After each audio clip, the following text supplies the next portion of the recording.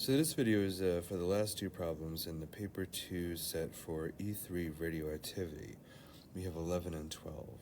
So 11 talks about polonium-210, decays by alpha emission to lead-206. It gives the nuclear mass of polonium and of lead, and the mass of the alpha particle also in universal mass units. A, outlined by reference to nuclear binding energy, why the mass of a nucleus is less than the sum of the masses of its constituent nucleons. So, I like the first argument that they give, and they say energy is released when nucleons come together and when a nucleus is formed. So, therefore, the nucleus has less mass than the individual nucleons because that missing mass becomes energy by E equals mc squared.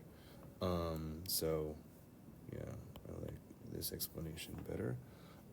And in typical Marx scheme fashion, they present it in like reversed order. So I would say the first point is about the energy released when nucleons come together, and it's like, well, then why does it have less mass? Because the energy is also mass by E equals mc squared.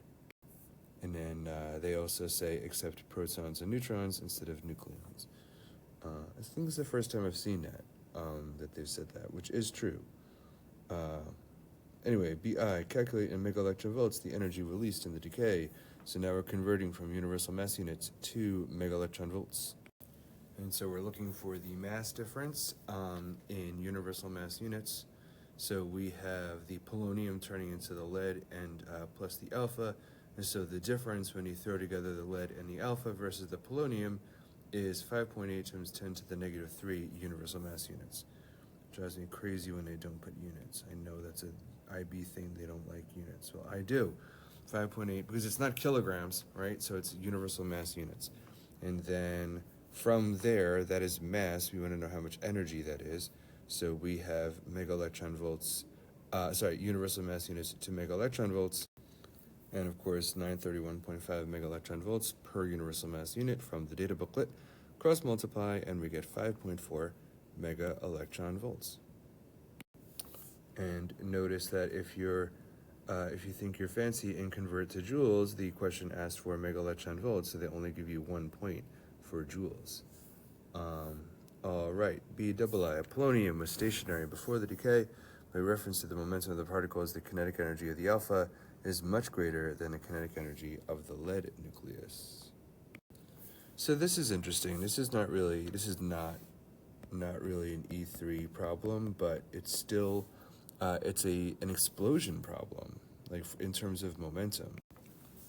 So since it's an explosion problem, and the polonium is at rest, the total momentum before is 0, and the total momentum before and after is the same. Momentum is conserved, so that means the momentum of the alpha has to equal the momentum of the lead. Let's remember that kinetic energy is p squared over 2m, therefore momentum is radical 2m times the kinetic energy, and if their momentums are the same, then we can set them equal to each other. Of course, the lead nucleus has way more mass than the alpha particle, so proportionally speaking, the alpha particle therefore has to have a lot more kinetic energy than the lead does. So proportionally speaking, the kinetic energy of the alpha particle is greater than the kinetic energy of the lead. Again, not an E3 problem, but I just think it's interesting how they, usually when they talk about explosions, it's large-scale things like carts or a gun and a bullet or something like that.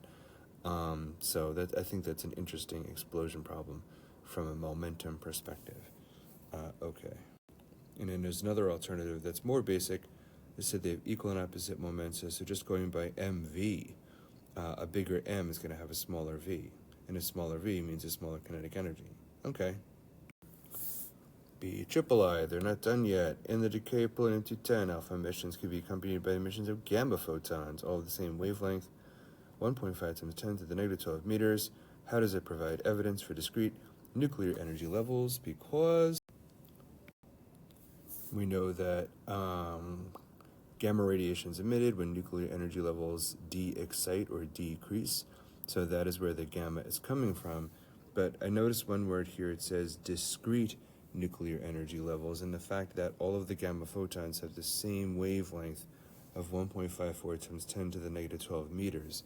And so, since the photons have the same energy, the same wavelength, they have a fixed value, so therefore the energy is quantized.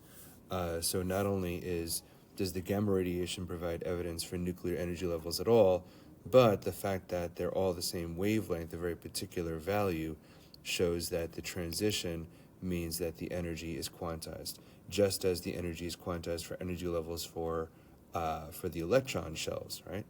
So there you go. All right, that's it for B. Let's see what C has to say. And C says, a sample contains 5 grams of pure polonium-210. The decay constant of polonium-210 is 5.8 times 10 to the negative 8 seconds to the negative 1, and lead-206 is stable. What is the mass of lead-206 present in a sample after 1 year?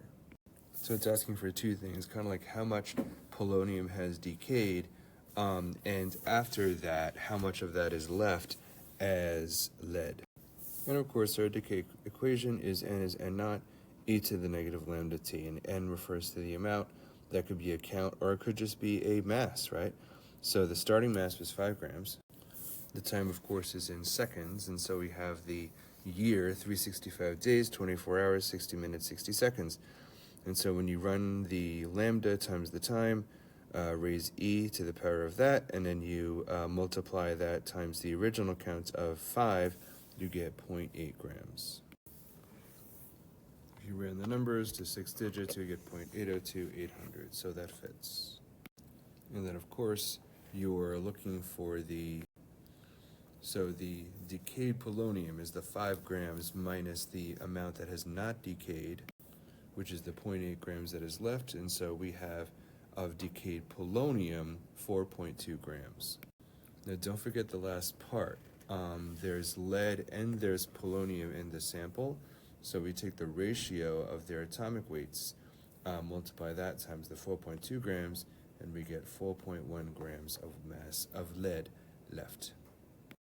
And that was number 11.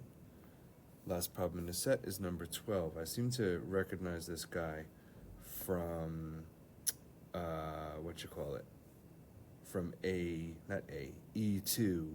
There's some E2 in here, and I remember there was some E3, if memory serves. But let's take a look. So we have experiment determine radius of carbon-12 nucleus. A beam of neutrons is scattered by thin film of carbon-12. And to save time and not rehash, I'm not sure if it's E1 or E2. It doesn't matter. De Broglie's hypothesis is not part of E3. The radius, estimate the radius of the carbon-12 nucleus, not part of E3.